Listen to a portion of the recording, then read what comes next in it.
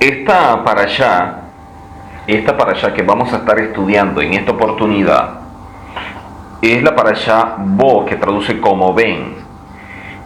En esta parashá hay tres plagas que son las últimas: la plaga de la langosta, la plaga de las tinieblas, y hay que hacer una diferencia entre tinieblas y oscuridad, porque aquí aparece la palabra Hoshech, la muerte de los primogénitos, lo que es la celebración de Pesach, la salida del pueblo de Israel y la consagración de los primogénitos. Vamos a estar estudiando algunos puntos del capítulo 10 y de pronto uno que otro en el capítulo 11 y en el capítulo 12 con la celebración de Pesach, que con esta celebración de Pesach y la salida del pueblo de Egipto, vemos también el establecimiento de una nueva forma de guiarnos a través del tiempo. Estamos hablando de un calendario establecido por el Eterno, y de allí la importancia que posee. Así que esta parashá es importante porque, como todas, siempre hay algo que nos aporte para bendición, siempre hay algo que nos transmite, siempre hay algo que nos revela, porque vemos varios eventos que marcan la vida de todos aquellos que son parte de la familia de Israel. Vamos a ver el surgimiento de Israel como pueblo y como hijo. Aquí por primera vez a Israel se le dice: Israel es mi pueblo, Israel es mi hijo. Así que el concepto de pueblo y el concepto de hijo, a efectos de Israel, no se puede separar. Es visto como uno solo, una familia, pero que es un pueblo.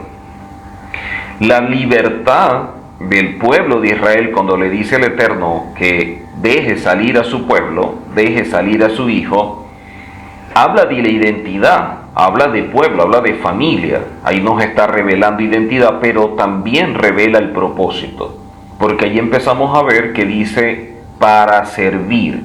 Así que la libertad, a diferencia del libertinaje, es que hay un propósito, y ese propósito nos ayuda a trazarnos objetivos que le dan sentido a la vida, y de allí la importancia que posee. El tercer punto que vemos acá es el inicio de cómo establecer el tiempo.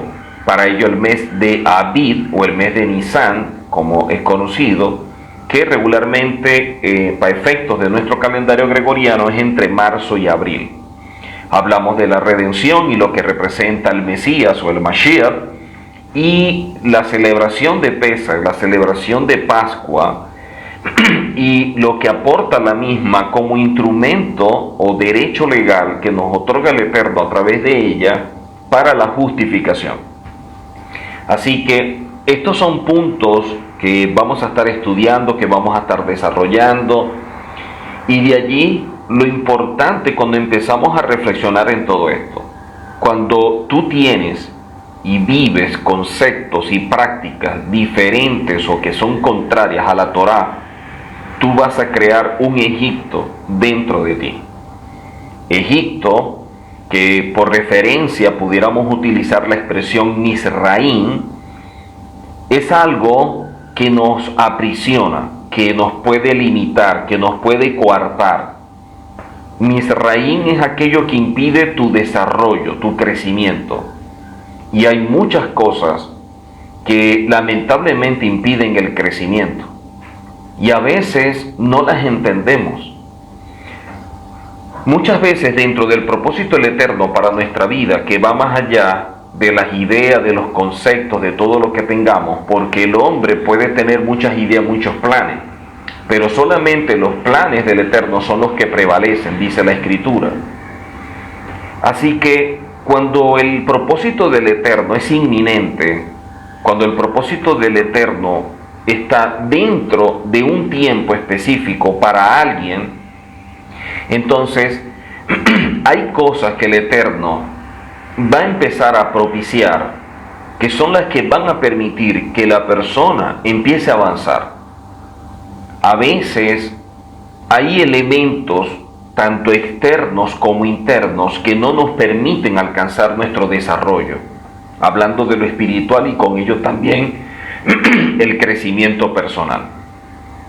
Y esto que nos impide alcanzar el desarrollo, que nos limita, que nos coarta, que nos empieza como a dejar prisioneros es visto como un Egipto. Y por lo tanto, en esa condición se necesita experimentar la Geulá o la redención. Por lo tanto, muchas veces las ideas, los conceptos, las prácticas en nuestra vida, cuando son contrarios a la Torá, pueden crear dentro de nosotros un Egipto. O sea, sin darnos cuenta, empezamos a anular la luz de la Torá para vivir en tinieblas a través de las barreras que nosotros poseemos en nuestra mente. Y esas barreras, que son como velos, como cortinas, capas que no nos permiten captar la verdad, nos hacen estar prisioneros a una realidad. Realidad que, dependiendo de la persona, es personal, es particular. O sea, hay una realidad que está en el mundo y está la realidad que cada quien va forjando, que cada quien construye. Pero por encima de la realidad del mundo y de la realidad propia está la verdad. Y de allí la luz de la Torá que nos revela esa verdad. Y de allí la importancia de ello. Entonces, a veces, un Egipto puede ser una labor, un trabajo que no nos permite avanzar, que no nos permite desarrollarnos, que nos esclaviza. Un Egipto puede ser una ciudad, un lugar. Un Egipto puede ser hasta una relación. Hay relaciones que son un Egipto. Una relación hablando de pareja, una relación hablando de amistad o de compañerismo, puede ser un Egipto. Entonces, a veces nosotros pedimos al Eterno que quite todo aquello que impide que podamos crecer. Nosotros empezamos: Padre, ayúdame a avanzar, ayúdame a crecer, quita todo aquello que no me impide poder alcanzar ese propósito, guíame por tu verdad. Y el Eterno empieza a obrar en función de esa petición, porque es una petición que está basada en un propósito: que tú puedas alcanzar tu desarrollo espiritual, tu crecimiento personal. En pocas palabras, ¿en quién te quieres convertir? Y por lo tanto quieres empezar ese proceso, que no es instantáneo. Entonces, en el momento en que empezamos a pedir al Eterno que quite todos esos impedimentos, todos los obstáculos, todas las barreras, el Eterno también empieza a quitar personas. Empezamos a ver distanciamientos, empezamos a ver rupturas, separaciones, empezamos a ver muchas cosas. Y se puede oír hasta fuerte cuando uno dice: oye, una relación de pareja pudiera estar dentro de lo que consideramos para uno como un Egipto. Pues sí, porque cuando nosotros no entendemos el concepto de matrimonio y cómo se une dos personas, lamentablemente empezamos a ver relaciones que no son las mejores, que son tóxicas, que son dañinas. Y eso es lo que no permite que la persona pueda avanzar. Cuando el pueblo del Eterno tenía que volver a entrar con la reconstrucción del segundo templo, vean la decisión que se tomó a través de Esdras, guiado por el Eterno, donde tuvieron que separarse de personas, de amigos, inclusive de pareja. Y esa ruptura que va creando un duelo en la persona, si se aprovecha, puede ayudarnos a sacar la mejor versión de nosotros. Porque a veces esas situaciones son las que nos permiten ver cosas que no veíamos cuando estábamos dentro de aquello que consideramos libertad, pero era una prisión. Lo único que, como estamos rodeados de una realidad, no captamos la verdad. Solo cuando salimos empezamos a ver los pros y los contras de muchas cosas que nosotros vivimos. Es cuando empezamos a ser como que más objetivos con todo. Empezamos a tener como que más claridad. Porque hay una parte dentro de nosotros que sufre un punto de quiebre. esa parte afectiva, esa parte sentimental o emocional que nos conecta con alguien y nos hace ser tan subjetivos que no vemos la verdad, que no vemos lo que está delante de nosotros, a pesar de que todo el mundo lo vea. Y todo el mundo se da cuenta, menos nosotros. Porque empezamos a construir esa relación que se transforma en una prisión, en un Egipto. Por lo tanto, a veces le decimos, Padre, pero ¿por qué esta persona se fue? ¿Por qué esta persona se distanció? ¿Por qué esta persona ya no está? ¿Por qué esa persona se alejó?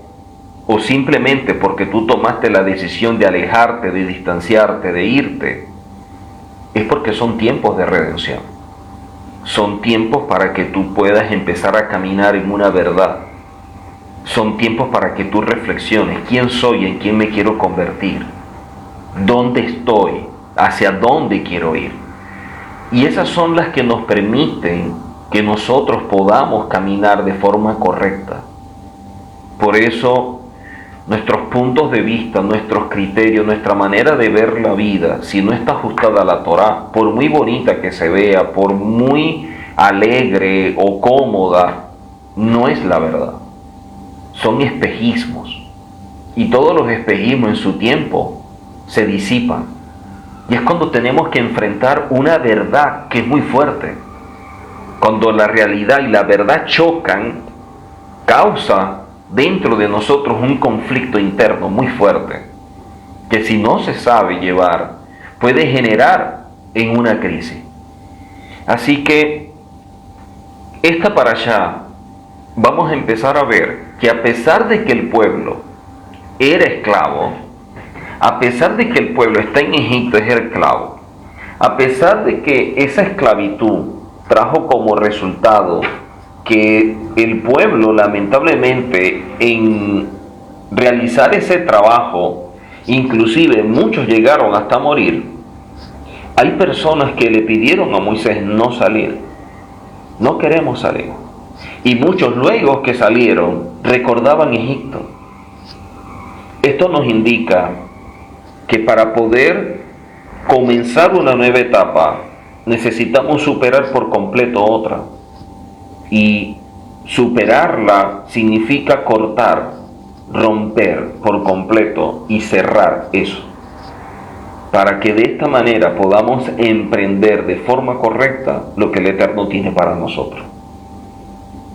Israel, el pueblo, salió de Egipto, pero lamentablemente muchos, que en este caso podemos decir que es la mayoría, Egipto no salió de su mente. Egipto no salió dentro de sí, a pesar de que ellos salieron. Esto nos muestra la fuerza que puede producir aquello que dentro de ti tú aceptas y abrazas, y sobre todo cuando unes sentimientos y emociones con ello. Vemos esta parashá que es interesante porque se llama Bo, traduce como ven. Esta parashá Bo, que traduce como ven, nos provee una enseñanza que siempre tiene vigencia. Ir por nuestros propios medios a tratar de que las cosas marchen no es exactamente el plan perfecto y mucho menos del Eterno. Moshe fue en repetidas ocasiones enviado por el Eterno teniendo siempre el mismo resultado. No los voy a dejar ir, no los voy a dejar ir, y pudiera verse hasta cierto punto como un fracaso, como que no estaban avanzando, como que no estaban logrando el cometido. Pero resulta que para efectos nuestros, lo que vemos como un tropiezo, como que algo que no está avanzando porque Faraón se resiste, por otro lado, el Eterno estaba trabajando. El Eterno estaba trabajando no solamente para revelar a Faraón quién era él, sino también para que el pueblo pudiera asumir y aceptar lo que el Eterno le estaba ofreciendo como salida. Hay personas que nacieron en Egipto ya bajo una condición de esclavo. La esclavitud no es instantánea, es algo progresivo, como muchas cosas en la vida. Cosas que destruyen, cosas que son adicciones, nunca son de un día para otro. Son procesos que van degenerando, que van dañando, que van afectando a la vida del hombre y lo van sumergiendo a una condición al punto que ya no puede salir. Y allí es cuando podemos entonces estar experimentando por parte del Eterno la redención que nos ofrece. Ahora queda de cada persona si acepta lo que el Eterno está ofreciendo o lo rechaza. Así que cuando empezamos a hacer las cosas a nuestra manera, difícilmente vamos a lograr el éxito.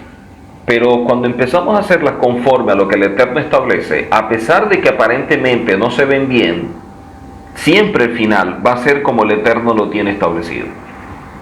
Aquí estamos viendo que lo sucedido con el pueblo no solo era una manifestación a Faraón del poder del Eterno, sino una prueba para el propio Moisés. Es esa paciencia que debemos mostrar cuando estamos siendo agobiados por las circunstancias, cuando todo parece estar en contra nuestra, cuando pareciera no existir ninguna esperanza.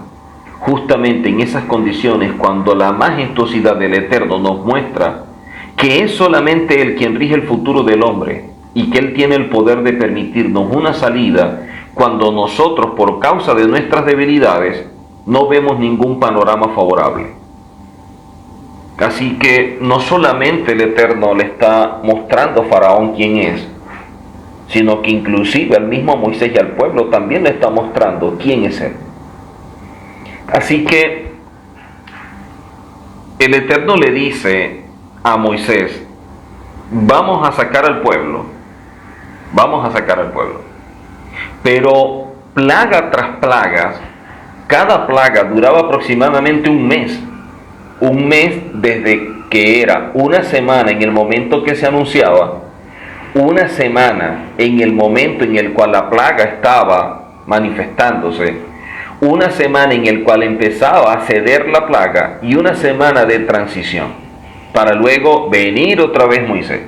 Quiere decir que viendo todas estas plagas, pudiéramos aproximadamente decir que entre 10 a 11 meses, casi un año, duró todo este proceso. Hay personas que son muy impacientes y vivimos en una generación que es así, que todo quiere ser instantáneo, y eso es lo que no permite que podamos apreciar lo que el Eterno está haciendo en nuestra vida. A pesar de que cada plaga que se manifestaba y vemos que no había ningún resultado aparente, sin embargo hay algo que está afectando, menguando, mellando allí en la vida de cada uno de ellos, y ese resultado lo vamos a ver posteriormente. Quiere decir que a veces el Eterno empieza a obrar en nuestra vida y Él está actuando, como dicen, detrás de bastidores, detrás de bambalinas, y nosotros no lo sabemos. Y Él está organizando todo para que en su tiempo nosotros podamos experimentar aquello que Él tiene para nosotros. Pero para que nosotros podamos experimentarlo y no dañar, no afectar para mal lo que Él tiene, necesita procesarnos para que estemos en condiciones de estar en concordancia con lo que Él establece. De esta parashá y de todo este proceso también aprendemos que no somos nosotros quienes debemos ir en busca de aquellos de quienes potencialmente nos pueden llegar a oír. Casi siempre está como que el deseo, la pasión por querer hablar todas estas verdades, por querer mostrarlas, revelarlas, manifestarlas, compartir con otros. Pero aunque estemos llenos de buenas intenciones y ese buen deseo de querer compartir la verdad y la Torá, ello no es suficiente para obtener los mejores resultados. De hecho, en un momento dado, el mismo Mesías, mostrando la verdad, para muchos era tan difícil poder oírla porque conlleva la obediencia y con ello la práctica, que muchos empezaron a irse.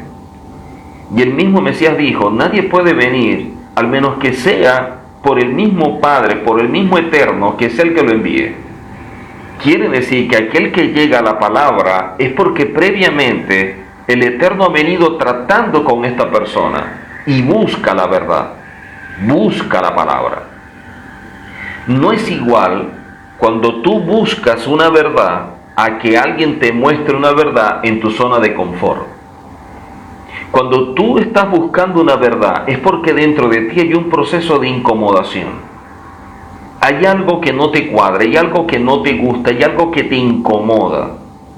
Y por lo tanto, tú deseas buscar una verdad que le dé sentido o una explicación o satisfaga o muestre todo lo que tú estás viviendo y que de alguna manera no lo entiendes. Y por lo tanto, como no lo entiendes, te va generando muchos vacíos, mucha incertidumbre. Y eso se puede transformar en ansiedad. Así que solo la dirección infalible del Eterno nos provee de esa posibilidad de encontrar el camino correcto, el camino indicado. Esto significa que quien realmente quiere oír la palabra, quiere oír la Torá, busca a quien le puede enseñar. Cuando una persona quiere aprender la Torá, busca que se le enseñe. Yo deseo estudiar, yo deseo aprender, busca que se le enseñe, busca aprender, busca estudiar.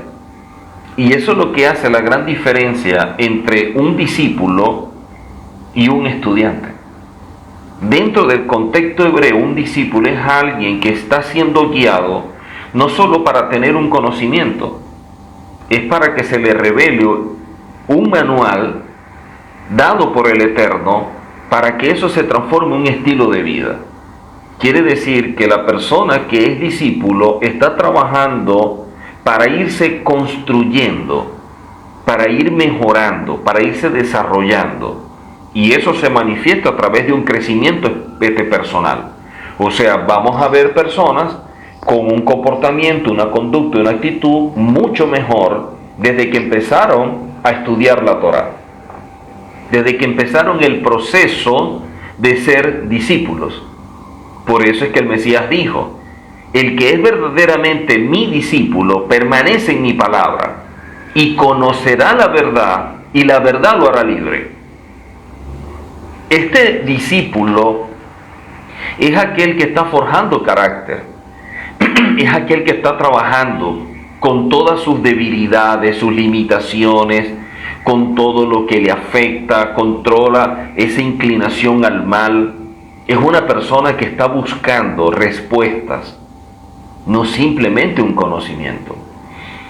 Mientras que si esperamos que llegue alguien que simplemente lo que desea es un conocimiento, lamentablemente esa persona no va a crecer. Personas que todo ese conocimiento se transforma en letra muerta porque solo están buscando aquello que les inquieta o les llama la atención de un tema o de algo específico. O sea, no están pensando en su vida. Así que buscar quien oiga un mensaje es una muestra de acciones basadas en aquello que establece la Torá.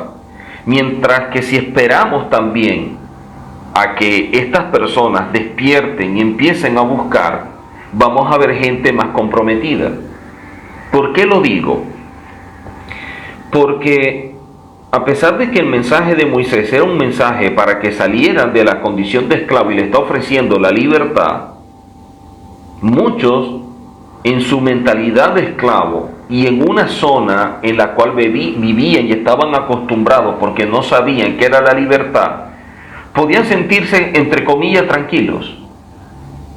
Solo aquel que está buscando una verdad, solo aquel que no se siente bien consigo mismo, aquel que cuando evalúa su vida no se siente satisfecho y dice, hay algo más, tiene que haber algo más para mi vida, tiene que haber algo que esté allí, que de pronto no estoy viendo, pero que el Eterno me está mostrando, o que me quiere mostrar, o me está guiando hacia ello.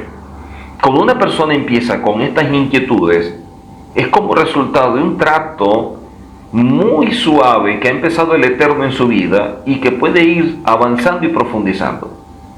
Esta persona empieza a buscar la verdad, y eso es lo que estaba sucediendo. Dice la Escritura que el Eterno oyó el clamor de su pueblo. Mientras que habían unos que no oían al Eterno por el exceso de trabajo, por la congoja de espíritu, que ya lo explicamos. Por otro lado, habían unos que estaban clamando, que estaban orando, que gemían al Eterno. Vemos dos tipos de personas en la misma condición de esclavo. Dos esclavos en el mismo lugar, unos que no oyen al Eterno y otros que están clamando al Eterno. De igual manera sucede en este mundo. Hay personas que están clamando, que están buscando una verdad. Y hay otros que están tan encerrados, están tan presos de su Egipto, que no oyen al Eterno, lo que el Eterno les está ofreciendo para salir de su condición. El Mesías dijo en una oportunidad algo bastante fuerte que pudiera ser como una forma de despertar a la gente. Y él dijo lo siguiente: no deis lo santo a los perros, ni echéis vuestras perlas delante de los cerdos, no sea que las pisoteen y se vuelvan y os despedacen. Esta cita que aparece en Mateo 7 puede ser una cita o unas expresiones del Mesías muy fuertes. No deis lo santo a los perros, ni echéis las perlas a los cerdos.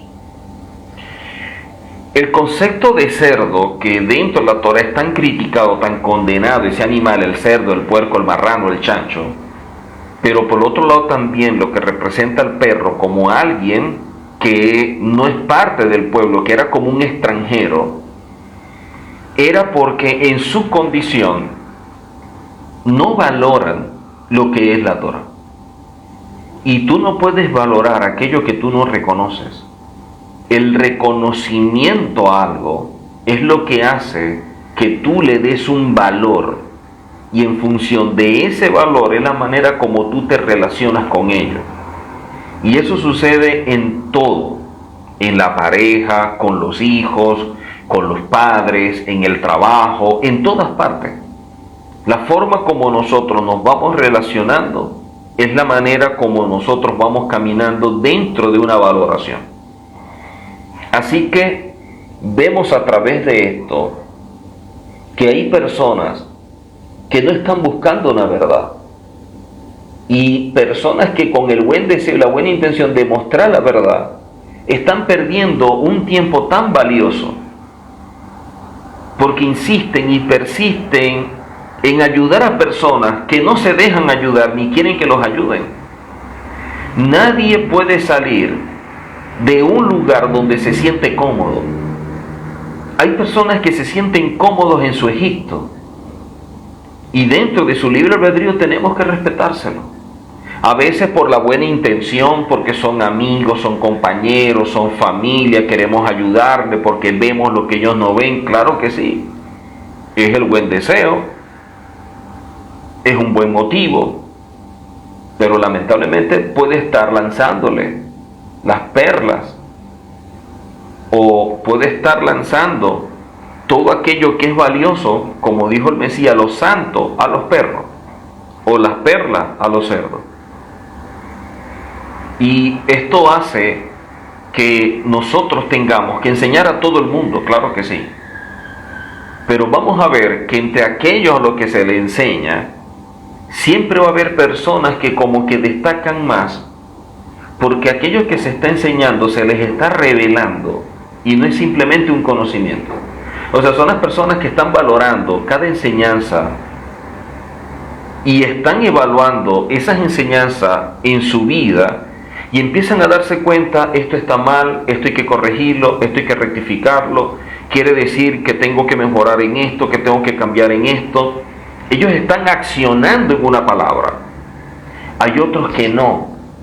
Hay personas que simplemente tienen comezón de oír. Personas que dependiendo del tema pueden prestar atención porque tienen alguna inquietud, tienen alguna duda, algo les ha venido dando vuelta en relación a la palabra o alguna cita bíblica, y eso le llama la atención y por lo tanto presta atención. Eso es comezón de oír. Buscar aquello que me gusta, buscar aquello que me llama la atención. Una vez más, la Torá y el pueblo de Israel nos muestra la forma de proceder. Y es que vemos en la Escritura el caso del Mesías buscando a aquellos que iba a construir para que se convirtieran en sus discípulos. Y convertirse en un discípulo no lo determina el número de las personas que quieran acercarse, sino a los que tú estás buscando conforme a un propósito. O sea, un discípulo es alguien que está forjando carácter. Un discípulo es aquel al que se le está guiando y se le está revelando un modelo, un diseño que aparece en la Torá, para que se transforme en aquello que el Eterno espera de él. Por lo tanto, un maestro, un guía, es aquel que le está dando herramientas a aquella persona que valora y que reconoce lo que se le está otorgando, porque lo ayuda a ser cada día una mejor persona en todas las áreas de su vida. Esta persona, que es vista como discípulo, es porque está utilizando todos esos recursos para ser mejor. Es la persona que reconoce: yo tengo fortalezas, pero tengo debilidades. Yo tengo virtudes, pero tengo defectos. Yo tengo una inclinación que en estas áreas hacia el mal y en estas áreas hacia el bien. Cuando empieza a conocerse, va a empezar a identificar muchas cosas en su vida y eso le va a permitir avanzar. Por eso es que un discípulo no nace, un discípulo se hace. Un estudiante simplemente capta conocimiento. Un discípulo está en un proceso de construcción, captando lo que le permita crecer más. Porque los discípulos son los que llegan para ser enseñados, para ser formados. Por eso un discípulo no está buscando por todos lados. Un discípulo tiene a alguien que lo orienta, que lo guía, que lo forma. Con él tiene una relación, con él tiene una conexión, crea un vínculo. Por eso los discípulos no estaban buscando: bueno, hoy estudiamos con el Mesías, mañana estudiamos con este, luego estudiamos con otro, luego estudiamos. No. Por eso el Pirkei Avot, el Tratado de los Padres, dice: hazte de un maestro. No dice que te hagas de muchos maestros, hazte de un maestro. Porque ese maestro es el que te va a ayudar, es el que va a forjar carácter, es el que te va a guiar, el que te va a instruir, el que te va a aconsejar, el que te la lleva de la mano. Un estudiante es alguien que se le da un conocimiento, pero no existe una relación. Un maestro y un discípulo sí tienen una relación. Porque no solamente se le está enseñando la Torá, también se le está ayudando en caminar en la Torá, se le está ayudando en su proceso de cambio, se le está orientando, se le está aconsejando. Hay momentos para oírlo en los conflictos, en las crisis que viven. Por eso un maestro es alguien con una conexión muy fuerte con aquel que se transforma en su discípulo. Por eso es que el Mesías no tenía muchos discípulos, tenía 12, nada más. Nosotros vemos dentro de las congregaciones que llega muchísima gente. Hay congregaciones que llaman mega iglesias. Esas mega iglesias, muchas personas nunca llegan a tener una relación con ese líder, con ese pastor que es la cabeza. Hay una organización con muchos líderes y esos líderes los vamos tratando por grupos y esos líderes de grupos son los que tienen la relación con esa persona. Pero el pastor principal no. El Mesías enseñó a todos, pero tenía sus discípulos. Sus discípulos a los cuales le mostraba el reino, les hablaba de las palabras, le hablaba de la Torá. Un discípulo es aquel con el cual el maestro va teniendo un trato y en función de ese trato existe una relación, existe una conexión espiritual muy fuerte. Y eso es lo que hace que la persona pueda caminar. Eso fue lo que sucedió con Josué y Moisés. Josué y Caleb estando con Moisés, igual que el Mesías, igual que Pablo con algunos. Dentro del liderazgo del pueblo de Israel siempre es visto de esa forma. Esta parashá, que se llama Bo, es una parashá que con sus dos letras, la Bet y la Aleph, cada letra tiene un valor, y esta parashá Bo, sumiendo el valor de cada una de sus letras, da como resultado 3. Y uno dice, ¿por qué da 3? Y es que el Eterno va a empezar a manifestar las últimas 3 plagas, que son las que van a liberar por completo al pueblo. O sea, en estas 3 vamos a ver la manifestación de aquello que se llama Koaj, que viene a ser el poder del Eterno, de una forma como nunca antes, para que así pueda el pueblo romper por completo con su Egipto, salir de esa condición. Pero también con ellos el Eterno tiene que dar el pago a aquellos que esclavizaron a su pueblo. O sea, vamos a ver un proceso a través de cada plaga, y ahora cuando va terminando, que se llama Midá Keneged Midá. Midá Keneged Midá es dar medida por medida. Ustedes le hicieron esto al pueblo de Israel, a mi pueblo, a mi hijo. Ahora cada plaga va a ser la forma como ustedes van a recibir por aquello que ustedes hicieron. Lo único que cuando hablamos de Makot Bejorot, que viene a ser la plaga donde está la muerte de los primogénitos, recordemos que quienes estaban al frente de Egipto, en este caso el que optaba al título de faraón, siempre era alguien que era primogénito. Entonces, ¿por qué en el momento en que se dan las plagas de la muerte de los primogénitos, el faraón que era primogénito no muere, pero sí muere su hijo? Murieron los primogénitos de todos, inclusive hasta de los animales. Pero Faraón, siendo primogénito, no murió, pero su hijo sí murió. Entonces vemos las últimas 3 plagas. La plaga de langosta, Arvet, que es la plaga de langosta. La plaga Hoshech, que es la plaga de tinieblas, que vamos a estar explicando un poco sobre esto, que es diferente a oscuridad. Y Makat Bejorot, que es la muerte de los primogénitos. Ahora, en relación a esta parashá y el inicio, como comienza diciendo que Adonai le dice a Moisés, ven a la presencia de Faraón, miren que en Éxodo capítulo 10, verso 1 en adelante, Éxodo 10, verso 1 en adelante, es interesante porque el Eterno no le dice a Moisés, ve con Faraón, ve a hablar a Faraón. El Eterno le dice, ven a la presencia de Faraón.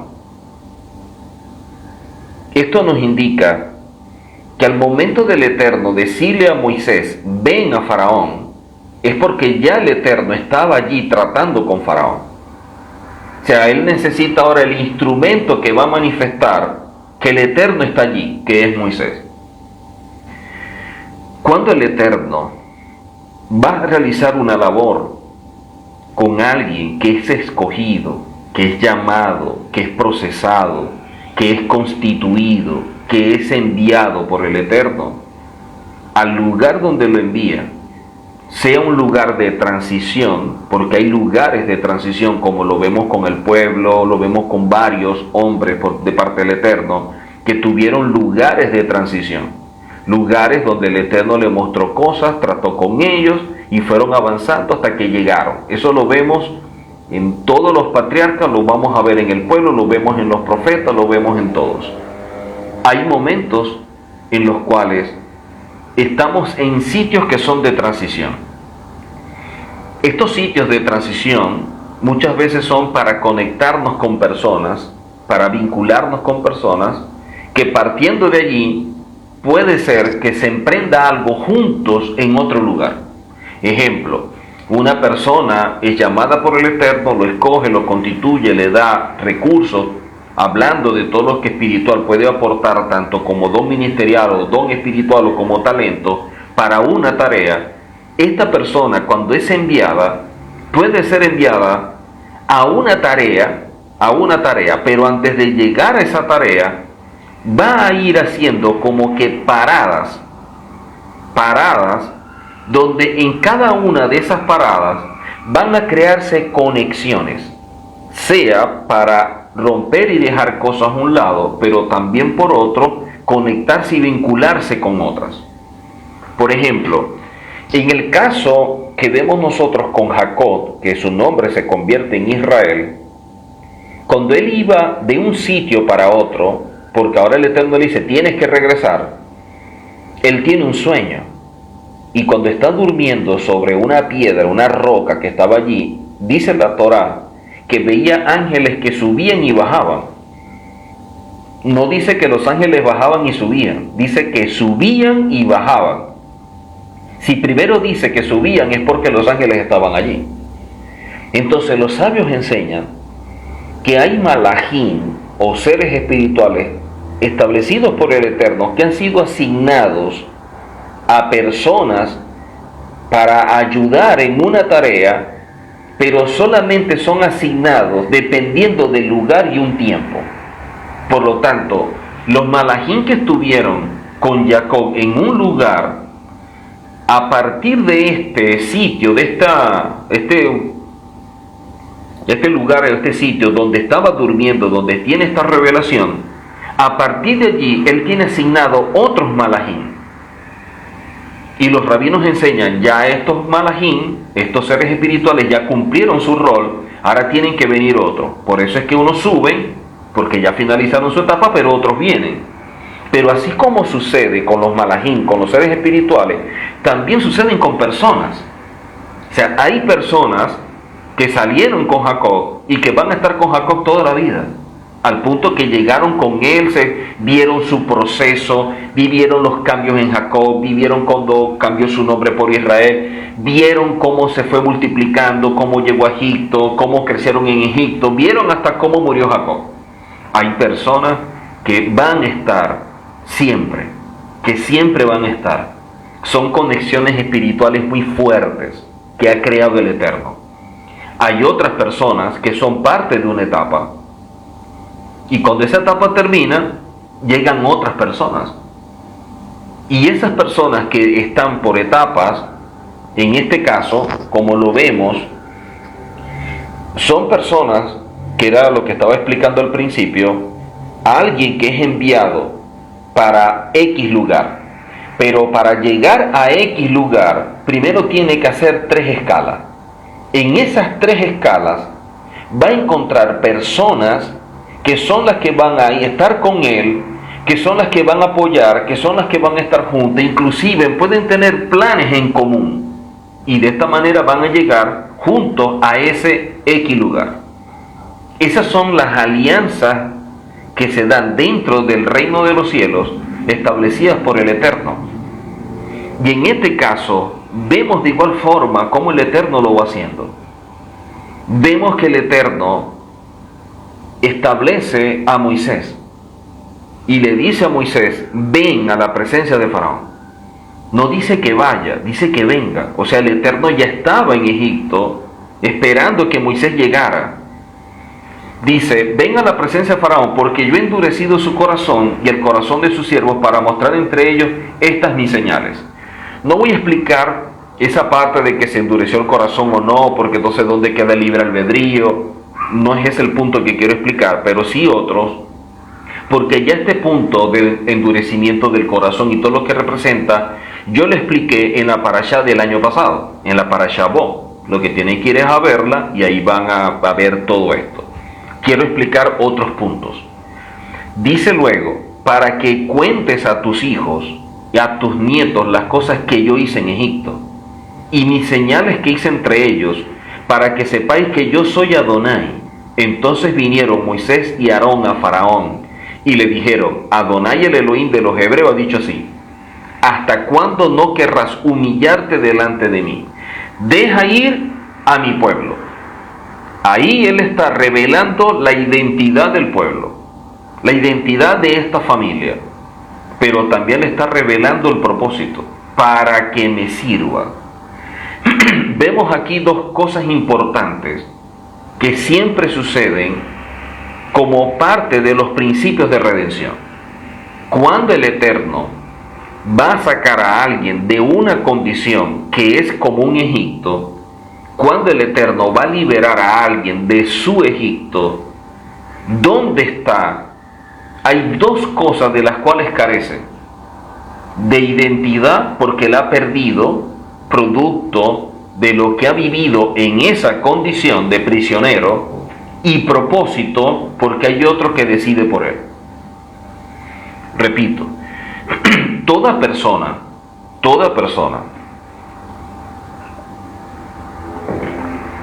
que va a experimentar estos principios de redención por parte del Eterno, y de allí el instrumento que Él utiliza, es porque hay dos cosas que ha perdido y necesita recuperar. Uno, la identidad como resultado de un proceso que lo fue dañando, que lo fue llevando a una condición tan baja que ya la persona no sabía quién era, o por lo menos la persona se veía de una manera distorsionada, se veía como esclavo. Aquí dice: este es mi pueblo, este es mi hijo. Ahí el Eterno revela una posición que tiene que ver con identidad. Eso es parte de la restauración. Les está dando identidad. Eso es restauración.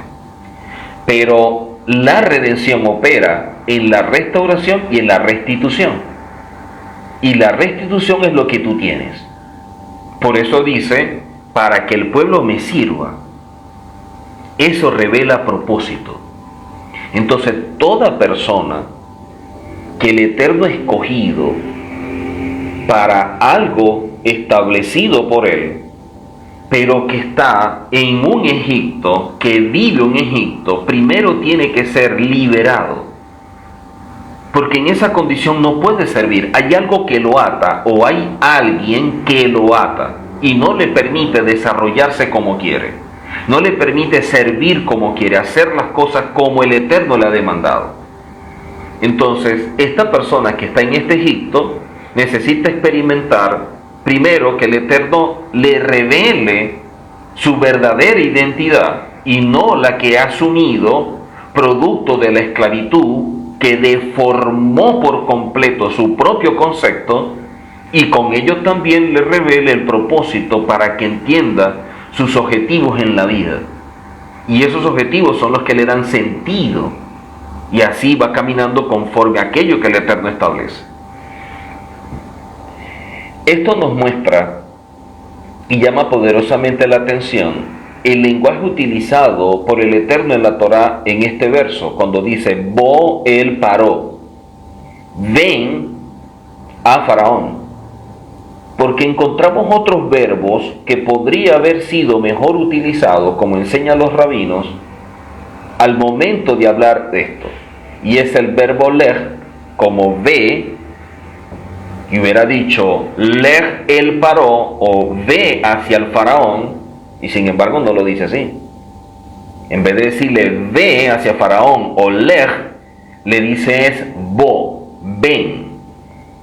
A pesar de que sus connotaciones son parecidas entre ve o ven, encontramos en la Torá que en general se usa el verbo yalejed cuando se está hablando de ir a un lugar lejano, y tampoco aparece esa expresión.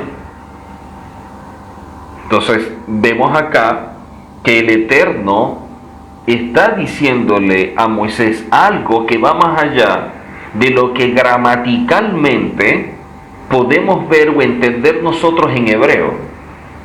O sea, quiere decir que hay algo que está mostrando que no se ve a simple vista, pero quiere revelarlo. Para que esta persona cumpla su propósito, debe entender esto. Así que La palabra que es colocada en la expresión bo, que significa ven, esto nos enseña, como dije previamente, que el Eterno ya estaba en Egipto con los hijos de Israel y también que Él fue el primero en llegar a Faraón, para luego llegue Moisés para hablar en nombre del Eterno a Faraón. Esto nos indica que todas las tareas o todo aquello que el Eterno nos encomienda, siempre tengamos presente que ya el Eterno está en eso, que ya el Eterno está allí. Somos nosotros los que tenemos que empezar a tener esa relación que nos permita que Él pueda revelarse, manifestarse en eso que no podemos ver, pero que Él está allí. Somos nosotros los que debemos buscar, porque un siervo del Eterno, un hijo del Eterno, no hace las cosas por sí mismo, sino que se deja guiar por el Eterno, pero tiene que ver al Eterno. Por eso es que cuando el Eterno habla con Abraham, le dice: ve delante de mí, tú vas a ir. Y uno dice: oye, pero ¿cómo puede caminar de esta forma? ¿Cómo puede caminar? Dice: ve delante de mí. Pero cuando empezamos a estudiarlo, nos damos cuenta que ese ver delante de mí es caminar consciente que el Eterno siempre estaba delante de él. Es caminar consciente de que el Eterno siempre está contigo. O sea, tú estás caminando, pero el Eterno está delante de ti. Tú estás consciente, tú estás viendo que el Eterno está allí. Y más allá de las cosas que sucedan, de lo que se presente, tú siempre vas a ver la mano del Eterno. Inclusive en aquellas cosas que vemos, como en este caso la parashá, cada plaga y cada plaga diríamos: esto no va a funcionar, esto no va a resultar, esto no camina, esto no avanza. Resulta que sí. Lo que pasa es que el Eterno, cuando va a hacer las cosas, las hace de raíz. No las hace como nosotros queremos muchas veces, de forma superficial. Él tiene que tratar las cosas de manera profunda, de raíz. Dice luego, aquí en Éxodo, que todo esto era con el objetivo de que tú se lo tienes que contar, tú se lo tienes que revelar a tus hijos y a los hijos de tus hijos y a los hijos de tus hijos. Por lo tanto, cuando en la palabra se habla de herencia, de legado, la expresión hebrea es morashá. Morashá es la herencia o el legado que nosotros entregamos o aportamos a aquel que es nuestro hijo. Y para los sabios, para los rabinos, la morashá más valiosa es todo aquello que nosotros podemos transmitirle para que se conviertan en algo mejor. ¿Qué bendiciones podemos transmitir que los ayuden en su desarrollo, en su crecimiento, en aquello en lo que se van ellos a llegar a convertir? Eso es importante. Por eso, cuando nosotros vemos las bendiciones de Jacob, él bendice a todos sus hijos. Y son bendiciones súper espectaculares, pudiéramos llamarlo. Pero, ¿quién fue el que recibió la mejor bendición? ¿Quién fue el que recibió la mejor bendición? Si usted ve la Escritura, aparentemente, para efectos de nuestra mentalidad occidental, puede ser cualquiera menos Rubén. ¿Por qué? Porque la bendición a Rubén fue mostrándole todos sus defectos, fue mostrándole todo lo que tenía como debilidad. Los rabinos dicen, la mejor bendición fue la que se le dio a Rubén. ¿Por qué? Porque el Eterno a través de Jacob le mostró a Rubén: con todo esto tú tienes que tratar, con todo esto tú tienes que ser procesado, todo esto es lo que va a impedir tu crecimiento. Por lo tanto, yo te estoy ayudando a que ya tú lo tengas identificado. Mientras que cada uno de los hijos tenía que empezar a trabajar en conocerse a sí mismo e identificar las barreras y los obstáculos que tiene que vencer, Rubén ya los tenía identificados. Porque la bendición del padre fue decirle, mira, esto es lo que te va a dañar en la vida, esto es lo que te va a afectar, esto es lo que te va a frenar, esto es lo que no te impide crecer. Y muchas veces nuestro concepto es decirle cosas buenas a alguien. Pero es que bendecir es también mostrar a la persona aquello que tiene y que no le permite crecer. Y eso es importante porque a veces la persona quiere pero no puede. Está en una condición que no le permite ver aquello que tiene de frente. Entonces el Eterno está diciéndole aquí, la morashá, la herencia, en Éxodo capítulo 10, verso 2, cuando le dice para que le cuentes a tu hijo y a tus hijos de tus hijos y al hijo de tu hijo de tu hijo, es una herencia que se tiene que transmitir de generación en generación. Y la morashá, la herencia más importante que se debe transmitir es cuál es el aporte espiritual que tú le estás dejando para que esta persona se construya y llegue a su máximo nivel. Eso es lo que deja un padre. Entonces, cuando vemos este concepto de Af, de padre, que es aquel que te da un recurso, que si tú reconoces el recurso y le das valor, tú lo vas a usar en tu favor, porque a través de ese recurso, de esa herramienta, tú puedes llegar a lo máximo, al nivel más elevado para tu vida. Entonces, en el caso de Rubén, el Eterno le reveló todo lo que tenía como barrera y como obstáculo, que si lo vence, llega a su máximo nivel. Los otros iban a tener que irlos descubriendo. Esto nos muestra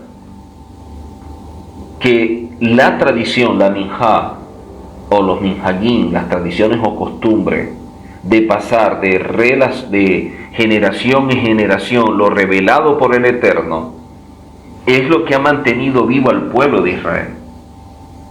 Por eso, cuando Abraham se ve sin hijo, dice, ¿quién es el que va a heredar todo esto? Para una mentalidad occidental está pensando, oye, Abraham está pidiendo al Eterno, ¿quién es el que va a heredar los camellos, la vaca, los chivos? No.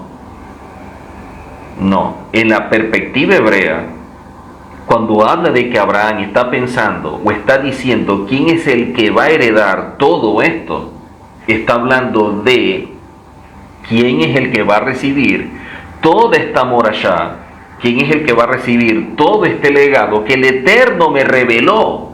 El Eterno me reveló la redención. El Eterno me reveló cómo los gentiles son injertados. El Eterno me reveló al Mashiach. El mismo Mesías dice que Abraham vio sus días y se gozó. Entonces Abraham tiene una percepción de la redención, del Mesías, de los últimos tiempos, de cómo va a ir caminando todo, y a él le preocupa que eso que le revela el Eterno, que eso que ha recibido, ¿quién es el que lo va a heredar? ¿Quién es el que va a recibir todo esto?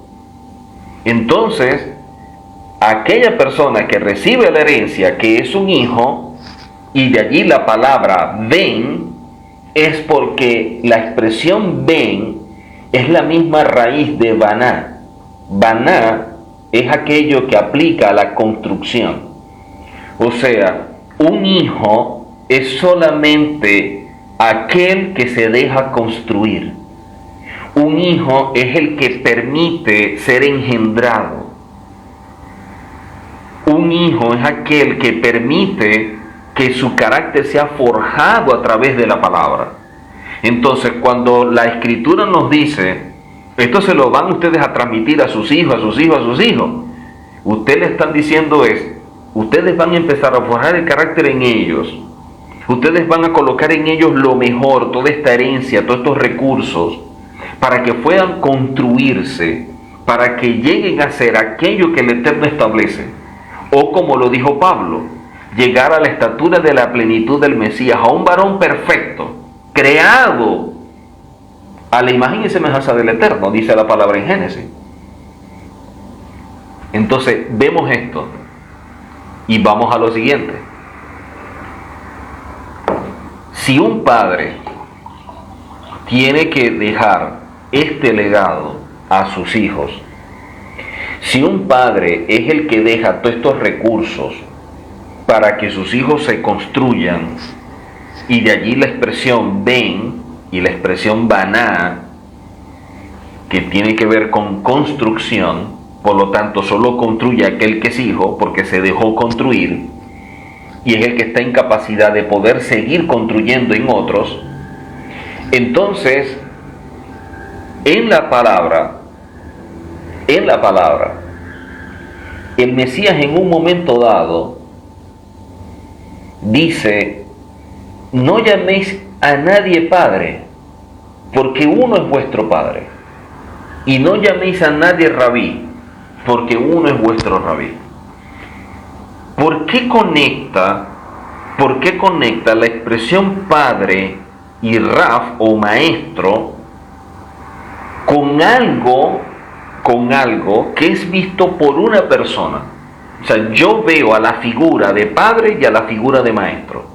Y cuando yo veo a esas figuras, dice que a nadie lo llame de esa forma porque uno es.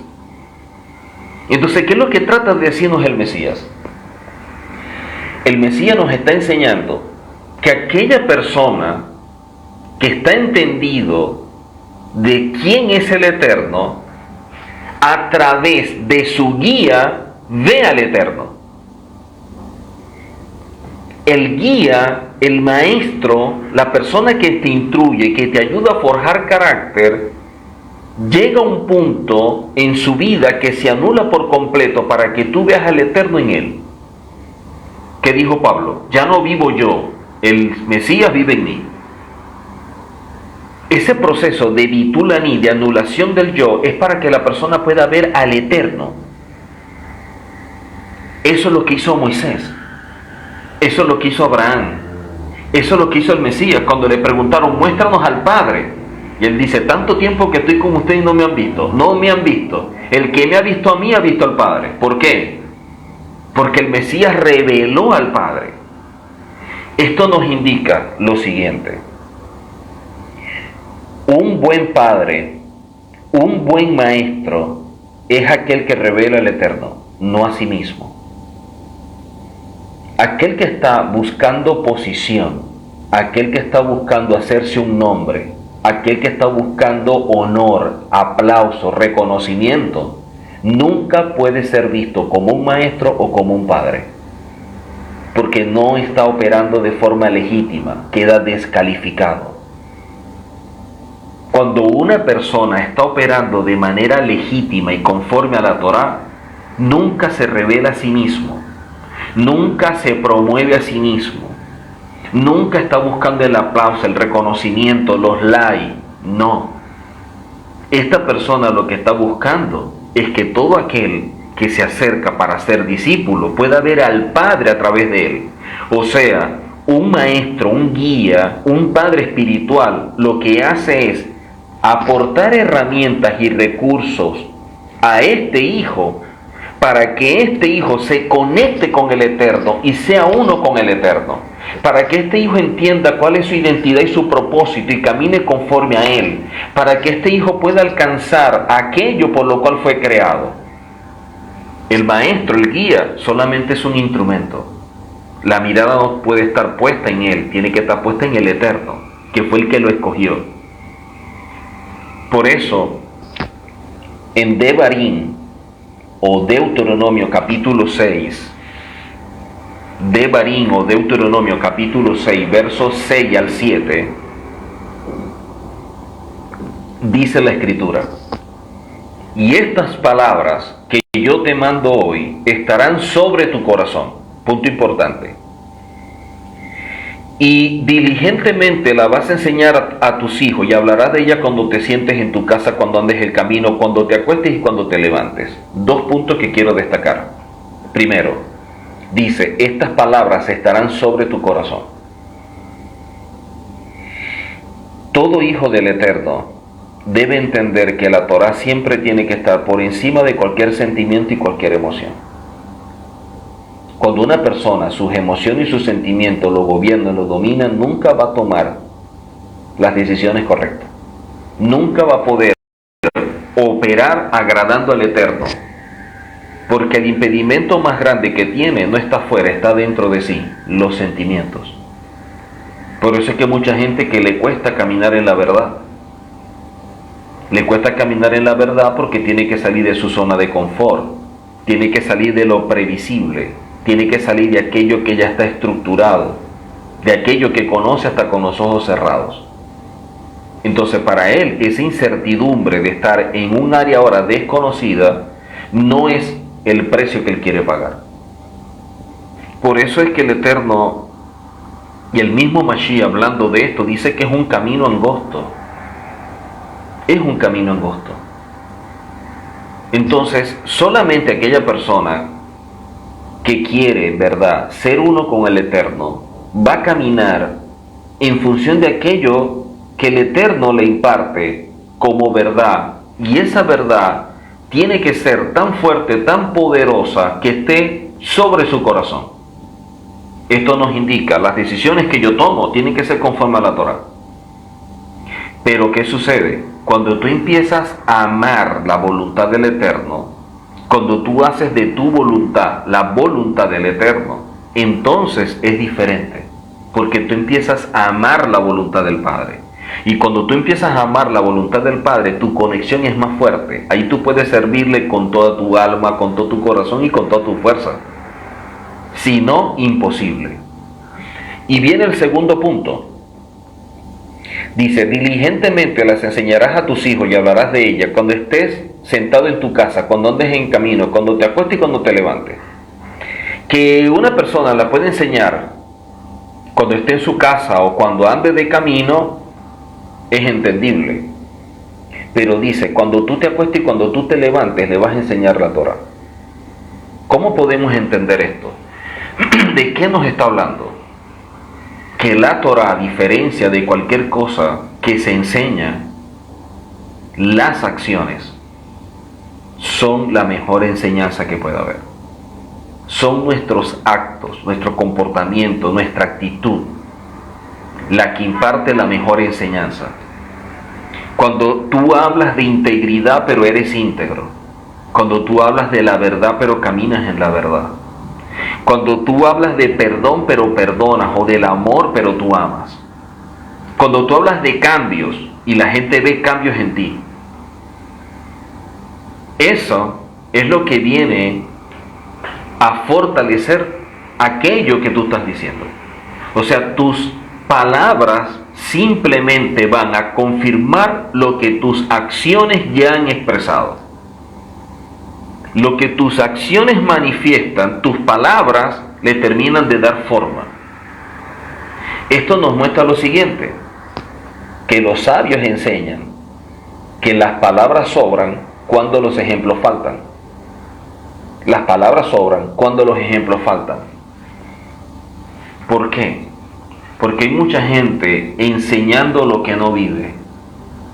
Hay gente predicando lo que no practica. Hay gente hablando de cosas que nunca ha vivido, que nunca ha mostrado. Y ese es un gran problema. Cuando tú empiezas a enseñar cosas que tú no vives, no eres una persona legítima. Estás operando de manera ilegítima.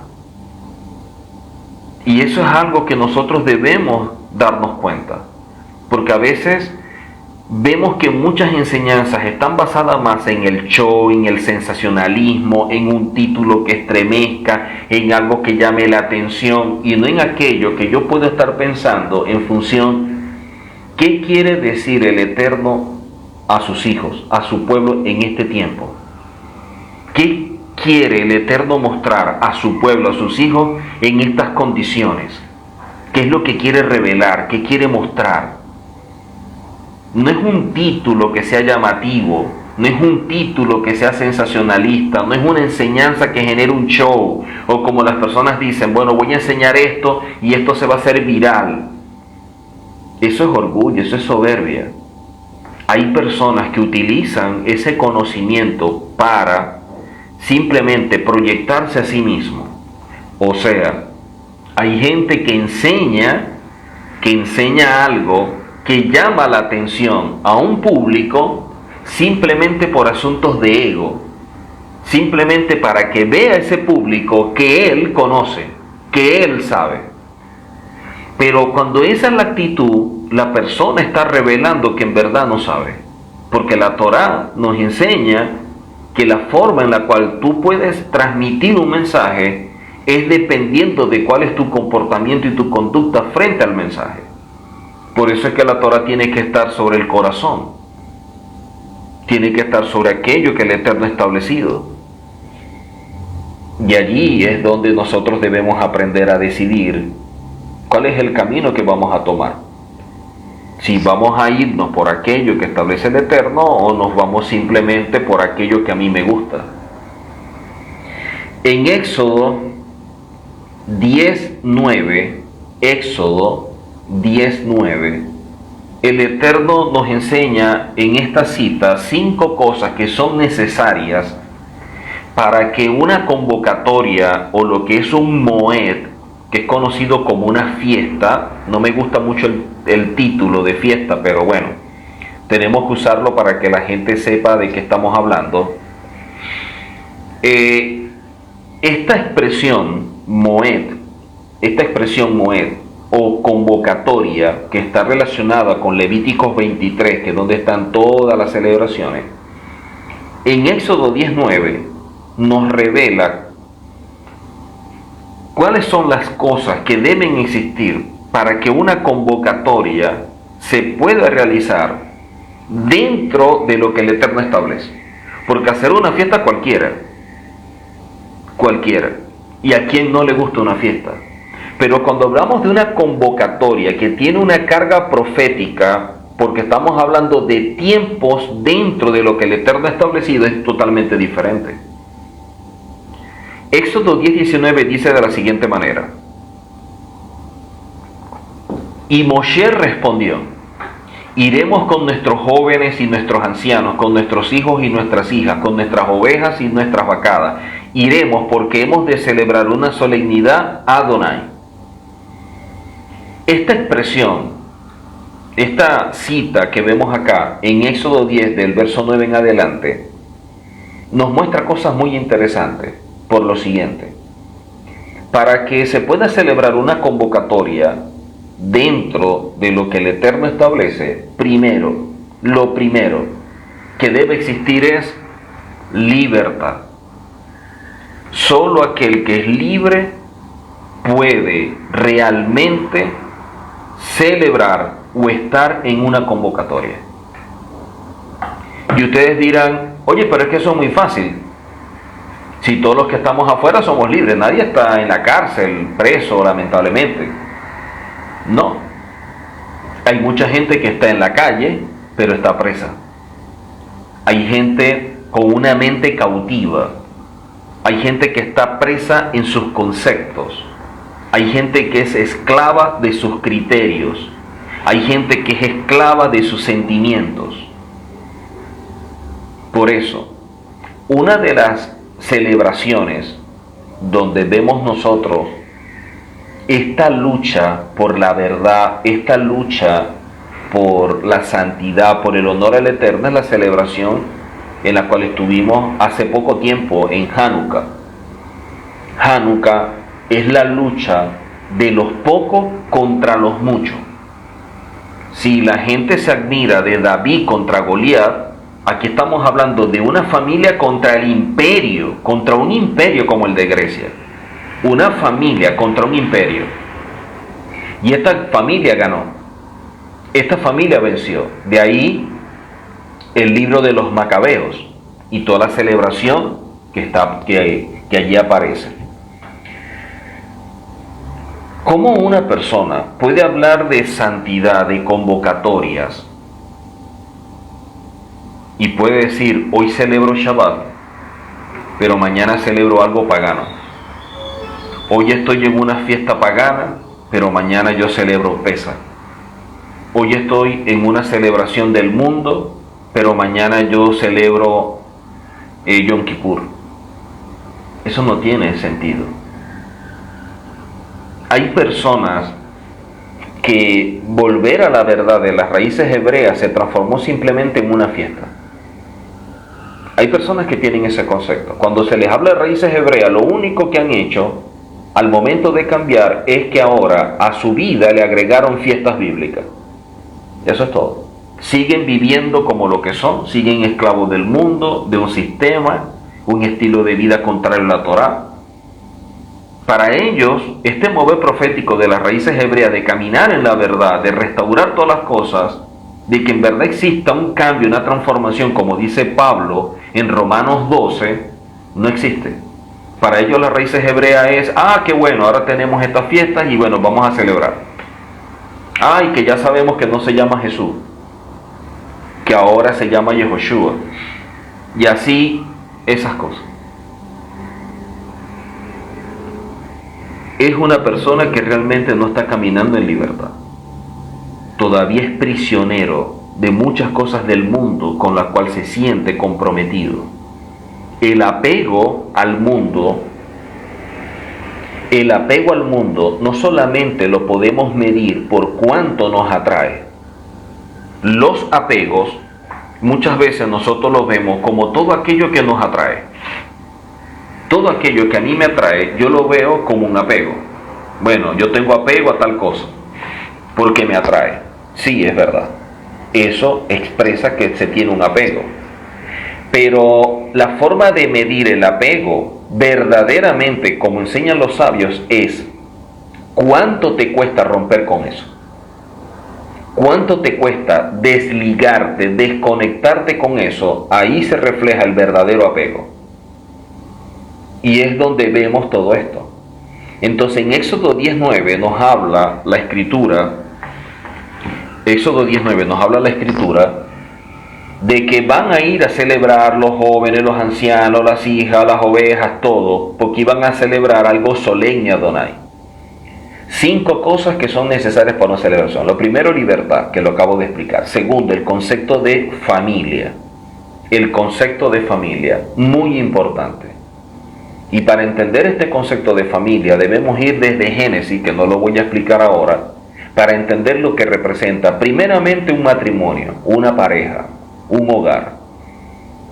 Porque la palabra nos dice claramente que la unión entre el hombre y la mujer, y por eso el hombre deja a su padre y a su madre, es algo inmediato. Se unen. Pero ser una sola carne es un proceso, un trabajo, que juntos, a través de esta sociedad que se llama matrimonio, vamos a estar aportando y vamos a estar nutriendo todos los días, hasta que seamos una sola carne. Y de esta manera nos transformamos en lo que dice Génesis capítulo 5, en un Adán, en esta pareja que es vista como uno solo. Eso es algo que muchos matrimonios no viven, y es lo lamentable. Entonces, para experimentar este concepto de familia, tenemos que hablar verdaderamente lo que es una familia. Porque muchas veces vemos personas que viven todos en la misma casa, pero no comparten, no conviven. La casa parece más bien un hotel, parece una residencia. La gente entra y sale, pero no conviven. Ese es uno de los grandes problemas. Lo otro, aparte del concepto de libertad, el concepto de familia, revelación. No es lo mismo que tengamos un conocimiento de la Torá a que tengamos revelación de la Torá. Muchos tienen conocimiento. El problema es la falta de revelación. Por lo siguiente, cuando tenemos conocimiento, nosotros estamos conscientes de aquello que está en la Torá. Cuando yo tengo un conocimiento, yo sé lo que dice la Torá. Ya yo la aprendí, aquí está, esto lo dice, estoy consciente de ello. Eso es lo que se aloja en mi intelecto que está dentro de un área del alma, del nefesh. Pero cuando hablo de una revelación, estoy hablando de algo que va a ese nivel de da'at, que viene a ser aquello que supera lo que es biná, y aquello que va superando todo aquello que es Jogma. Dentro de la Torah, el Jogma y la biná, cuando yo supero estas etapas, es cuando puedo pasar al nivel de Da'at, que es un nivel de revelación profundo, porque no solamente lo conozco, no solamente estoy entendido, sino que yo camino, yo vivo aquello que el Eterno me está dando. Entonces, al ponerlo en práctica, al vivirlo y hacerme uno con ello, eso se aloja, es en mi Neshama, en esa área tan elevada dentro del ámbito espiritual que Pablo lo llama el hombre interior. Entonces, para caminar en una convocatoria no solamente es conocer la convocatoria. Por eso es que Pablo dice, hablando de la celebración de Pesach, que la falta de revelación trae como resultado que muchos celebren o practiquen la celebración de Pesach de manera indigna. Y eso que han celebrado de forma indigna ha traído como resultado que muchos estén enfermos y algunos están muertos. Porque lo que hay es un conocimiento. Esto es lo que dice la palabra, bueno, así lo hago. Aquí dice que hay que brincar, tal, esto, ok, lo hacemos. No, eso es un conocimiento. La revelación va más allá. Entonces necesitamos primero libertad, segundo familia, tercero revelación, cuarto esfuerzo y compromiso. Nosotros tenemos que crear las condiciones para que podamos celebrar una convocatoria, porque el mundo no se va a poner de acuerdo para darnos todo y nosotros poderlo hacer. Somos nosotros que tenemos que crear condiciones. Bueno, vivimos en este país, aquí no se consigue esto, o no hay esto, o no hay lo otro. Vamos a ver cómo hacemos, vamos a ver qué podemos buscar, vamos a ver qué podemos comprar, vamos a ver cómo lo podemos hacer. Pero debemos celebrar, debemos estar en esta convocatoria porque es relevante, porque es del Eterno. Eso es algo que está mostrando el esfuerzo y el compromiso con la verdad, con la santidad de todo esto. Y por último, la obediencia. Cuando yo obedezco, yo estoy caminando en una verdad.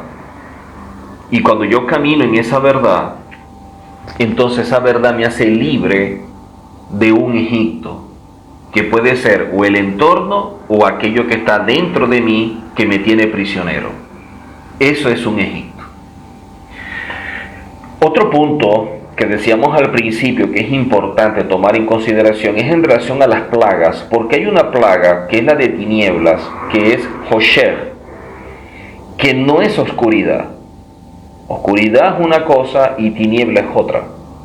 En Éxodo 10, 21 en adelante dice la palabra que Adonai le dijo a Moshe: extiende tu mano hacia el cielo para que haya tinieblas sobre la tierra de Egipto, tanto que cualquiera las palpe. Y extendió Moisés su mano hacia el cielo, y hubo de esas tinieblas sobre toda la tierra de Egipto por 3 días. Ninguno vio a su prójimo, ni nadie se levantó de su lugar en 3 días, mas todos los hijos de Israel tenían luz en sus habitaciones. Ok.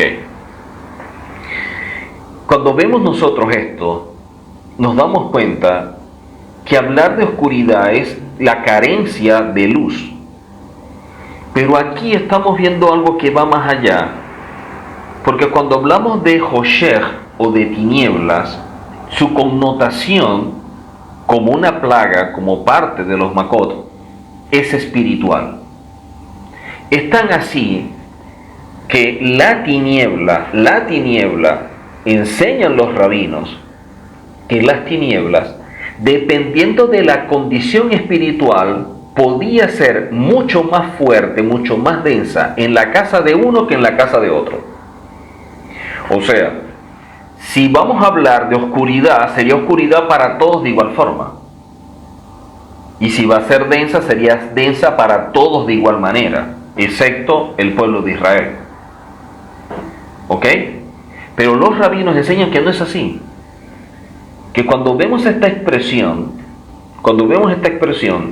y dice, extiende tu mano para que haya tinieblas, tanto que cualquiera las palpe, y de esta manera se hizo, y dice, nadie se levantó de su lugar en 3 días. Ellos enseñan que dependiendo del grado tan bajo y la forma en que la persona se ha degradado, se ha descompuesto, se ha malogrado espiritualmente, era la densidad de la afectación espiritual. O sea, era lo que medía aquello que estaba padeciendo la persona. O sea, unas personas podían ver tinieblas y otros podían ver algo mucho más fuerte que las tinieblas. O sea, hay gente que podía no ver nada, como otros podían ver con cierta dificultad. En pocas palabras, las plagas lo que vinieron a manifestar fue la condición espiritual del pueblo. Ahora, ¿por qué lo digo? Porque esta plaga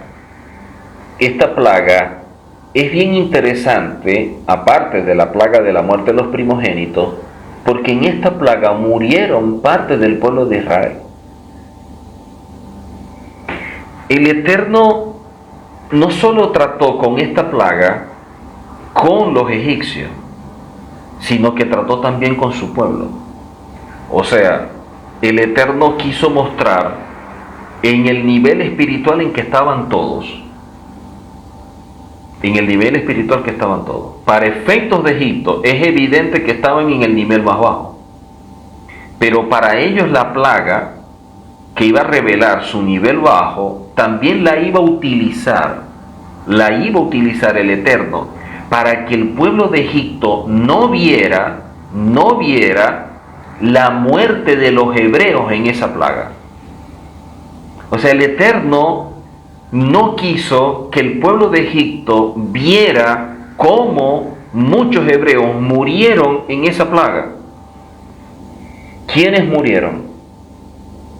Todos aquellos que se resistieron al llamado y la salida de Egipto. Todos aquellos que se opusieron a una vida en santidad. Todos aquellos que veían Egipto como lo mejor.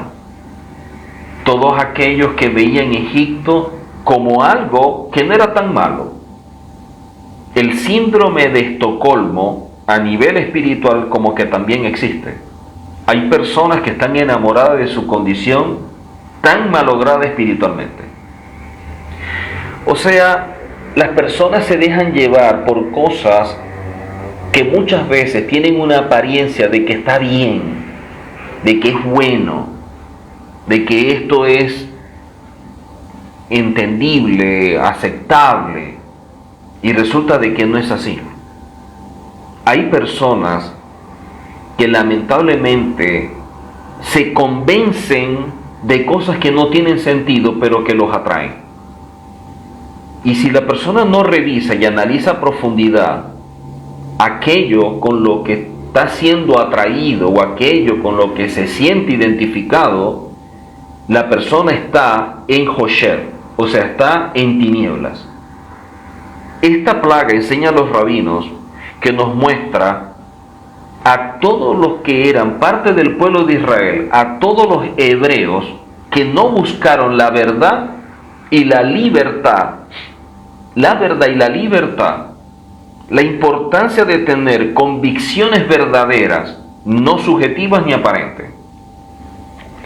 O sea, él les estaba diciendo, hay gente en el pueblo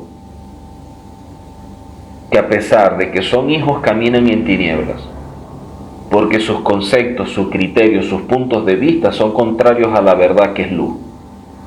Cuando una persona no camina en la verdad que es luz, está caminando en muerte. Por eso el salmista, cuando se ve fuera del territorio de Israel, donde está la Torá, donde la gente camina conforme a principios, conforme a fundamento, al salir de ese territorio, que dijo, aunque ande en valle de sombra y de muerte. Y esta expresión que utiliza para sombra es la misma que aplica a la densidad que había de oscuridad en Egipto. O sea, una persona que no camina en la verdad es porque lamentablemente su vida está en tiniebla, está entenebrecido. Es tanto que Pablo habla de eso. Pablo habla de que los gentiles tienen la mente entenebrecida, o sea, hay tinieblas en su mente, no ven. La realidad los tiene prisioneros. Y muchos que estaban en Egipto no querían salir. Y es tanto que algunos que salieron más adelante se quejaron. Entonces hay personas que están viviendo en tinieblas, que no están buscando una verdad, que se sienten cómodos con su realidad, que se sienten cómodos con aquello que conocen, con eso se sienten satisfechos. O sea, están convencidos de cosas que ya para ellos son suficientes y por lo tanto, ¿para qué buscar más? Esa persona que está convencido por cualquiera de estas cosas que los atrae y que los llena, es porque no tiene mayor aspiración en lo espiritual. Y Pablo nos enseña que no puede ser así, que uno siempre tiene que estar avanzando, porque cuando tú no avanzas te estancas, y el estancamiento trae como resultado que la persona empiece a caer, a descender en lo espiritual. Una persona estancada es una persona que empieza una caída. Por lo tanto, tiene que avanzar. Por eso Pablo dice, yo no creo haberlo alcanzado, pero una cosa hago. Yo sigo adelante, sigo caminando. Nosotros de igual manera. Por lo tanto, cuando vemos nosotros esta plaga de tiniebla de Joshed, no está hablando de oscuridad, sino está hablando de condición espiritual. Los rabinos dentro de la enseñanza, hablando del Corbán de Pesach, enseñan que luego de esta plaga, que es la plaga de tinieblas o de Joshed, vino la muerte de los primogénitos. Vino la muerte de los primogénitos.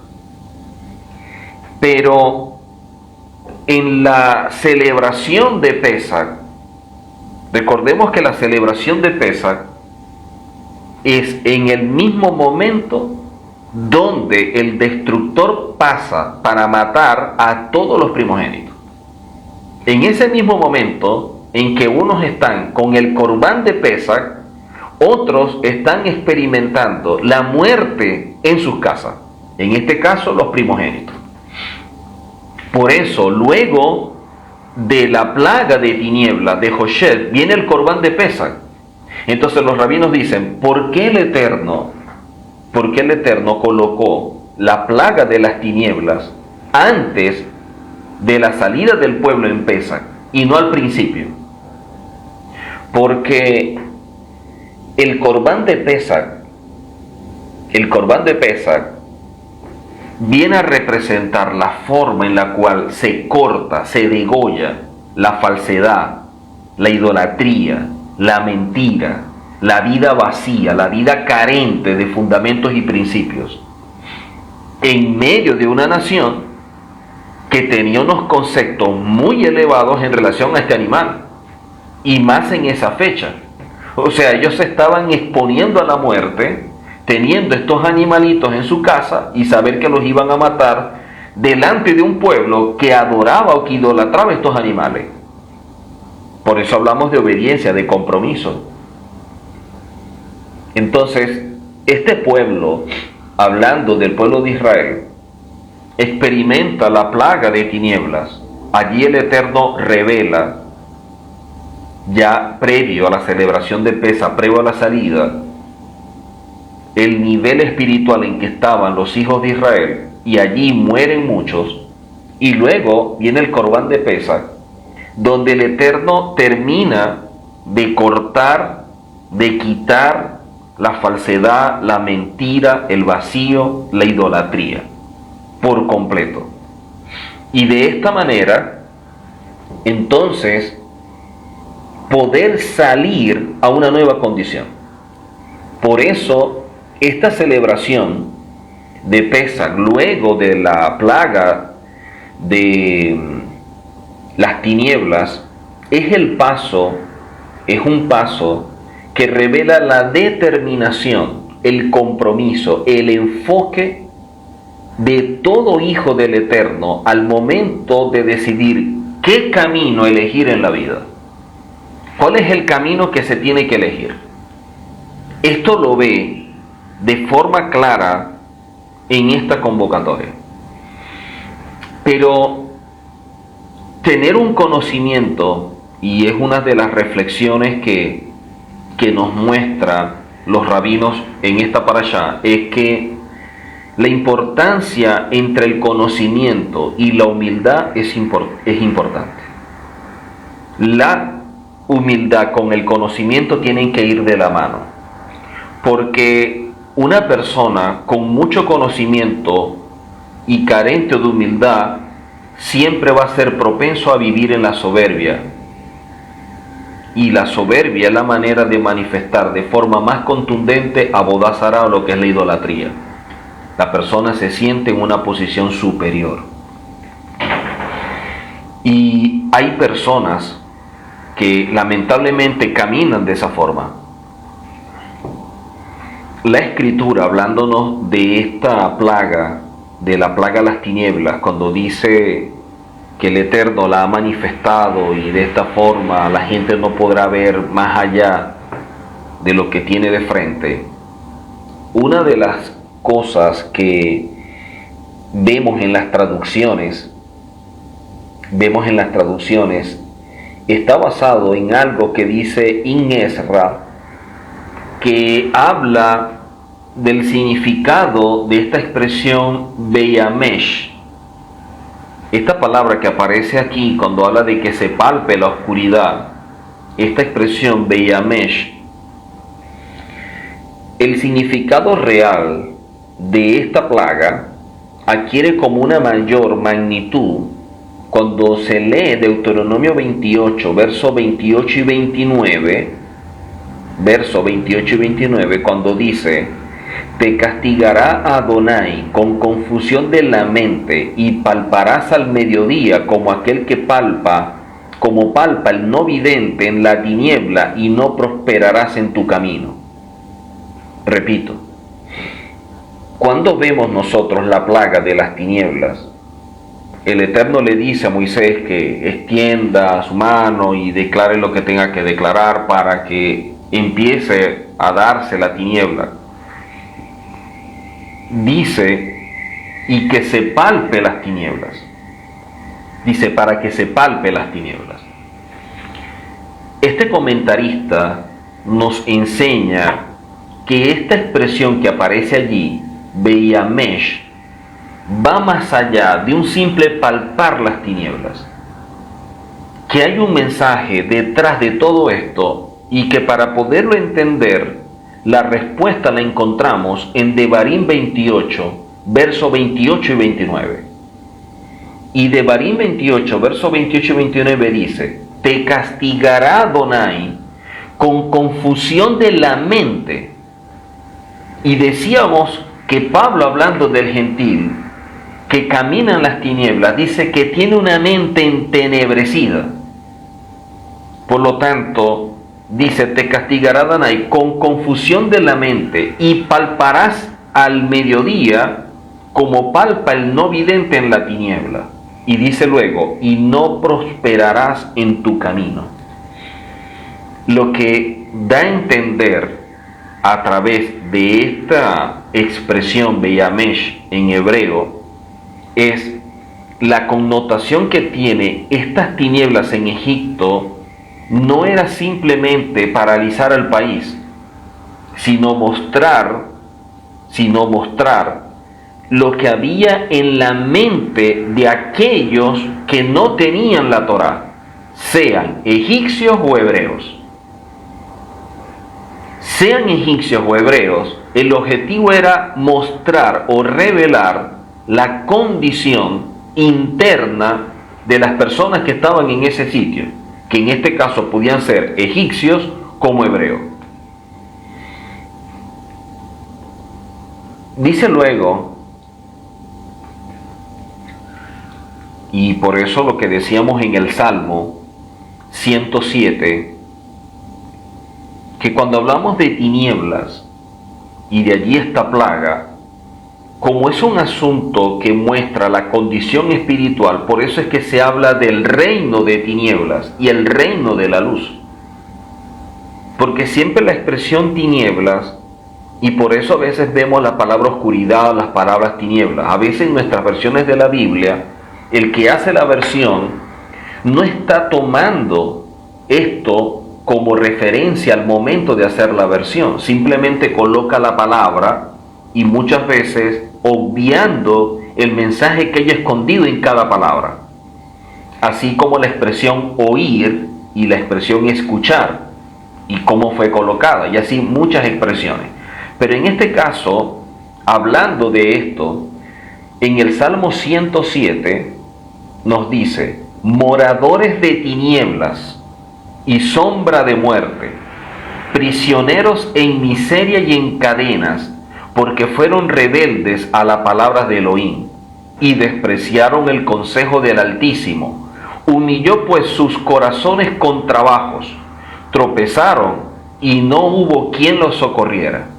Entonces en su angustia clamaron a Adonai, y él los salvó de sus aflicciones. Los sacó de las tinieblas y de la sombra de muerte, y rompió sus ataduras. Den gracias a Adonai por su misericordia y por sus maravillas para con los hijos de los hombres. Miren que este salmo nos habla de personas que estaban en una condición espiritual tan baja que los veían como moradores de tinieblas y de sombra de muerte, como prisioneros en miseria y en cadenas. Por lo tanto, la expresión tinieblas siempre en la Escritura nos está mostrando la condición espiritual de alguien que está prisionero y que esa prisión es vista como estar en una sombra de muerte o como morar en tinieblas. Por lo tanto, el mismo salmista nos dice que al momento que llegó toda esta angustia, clamaron al Eterno y dice: los sacó de las tinieblas, y de la sombra de muerte. Pero mire lo que dice luego: y rompió sus ataduras. Entonces, una persona que lamentablemente está en tinieblas, que hay algo que lo tiene prisionero, es porque está atado espiritualmente a algo. Y eso la persona no lo ve. O sea, hay personas, hablando de creyentes, que tienen ataduras o están viviendo en una atadura espiritual y no lo saben. No lo saben. Y por eso los principios de redención. Veamos unas citas para que entendamos un poco más este concepto de Josheb o de tinieblas.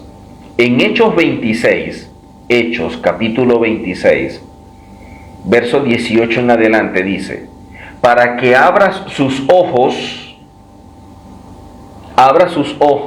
a fin de que se vuelvan de las tinieblas a luz. Si van a abrirse los ojos, ¿cómo ven entonces? Entonces no nos está hablando de ojos de los sentidos y dentro del ámbito natural del ser humano.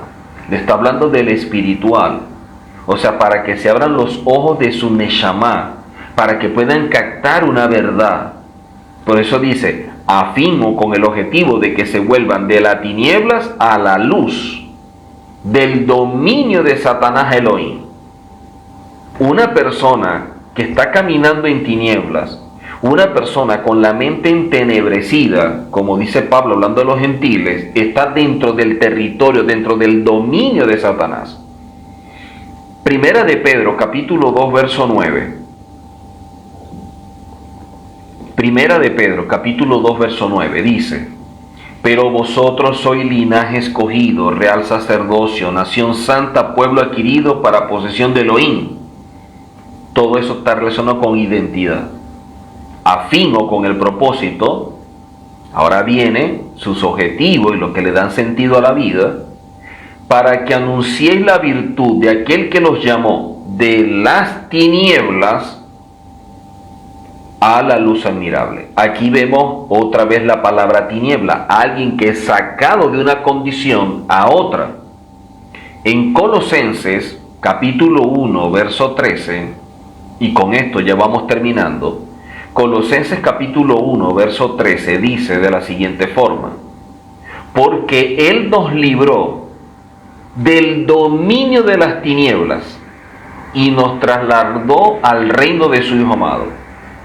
Nos libró del dominio de las tinieblas. Hay gente que está bajo el dominio de las tinieblas sin darse cuenta, porque son personas que están cerradas en su mente, personas que su criterio piensa que supera cualquier cosa, personas que su realidad los domina, personas que están dentro de esta mente entenebrecida que no ven más allá. Y por eso la palabra dice que el Eterno tuvo que liberarlo, que romper esas ataduras. Luego dice 1 Tesalonicenses 5:5, 1 Tesalonicenses 5:5, porque todos vosotros sois hijos de la luz, todos vosotros sois hijos de la luz e hijos del día. No somos de la noche ni de las tinieblas. Noche y tinieblas, hace una separación, porque en la noche vamos a ver oscuridad, pero está hablando de una condición espiritual, por eso habla de tinieblas. Así que esto nos muestra de forma muy clara que el pueblo de Israel, cuando el Eterno los va a sacar, la plaga de las tinieblas, está mostrando una condición espiritual, y que posteriormente, en la celebración de Pesaj, vemos de forma muy clara cómo el Eterno tiene que liberar a todos los que están cautivos. Pero los cautivos, que dice la Escritura, que clamaron al Eterno, que buscaban al Eterno, que lloraron y que el Eterno oyó su clamor, el lloro. Otros estaban muy cómodos, porque estando en una prisión, porque estando en esa condición de tinieblas, ni siquiera se daban cuenta que eran esclavos. Hay gente esclava que piensa que es libre. Eso es lo lamentable. Para caminar en la luz y no en la tiniebla, necesitamos la verdad, porque eso es lo que nos muestra la Escritura. Eso es lo que nos muestra la Escritura. Necesitamos la verdad, porque la verdad es una lámpara, es una luz que guía nuestros pasos. Ahora, la expresión verdad, que es lo que necesitamos para transitar en luz, es una palabra hebrea que está compuesta por 3 letras. La letra Aleph, la letra Men y la letra Taf. Para lograr llegar a esa posición espiritual elevada, debemos estar enfocados en que caminar en la verdad, la cual nos santifica, es un proceso, y que como proceso es un camino largo. Y lamentablemente vivimos en una generación que no tiene paciencia, que todo tiene que ser de forma inmediata, y eso hace que muchos se salgan de los procesos, que muchos se salgan del camino. Por eso es que hablamos de que esto es un camino que es angosto, que muchos buscan pero pocos hallan. Esta palabra emet, que es verdad y que representa la luz y que está formada por estas 3 letras, la Aleph, la Men y la Taf, nos muestran algo bien importante. Porque estas 3 letras, la Aleph es la primera letra de todo el Aleph Bet, o lo que es el abecedario hebreo. Esta Aleph es la primera letra, la Men es la letra que está intermedio, y la Taf es la última letra del abecedario hebreo o del Aleph Bet.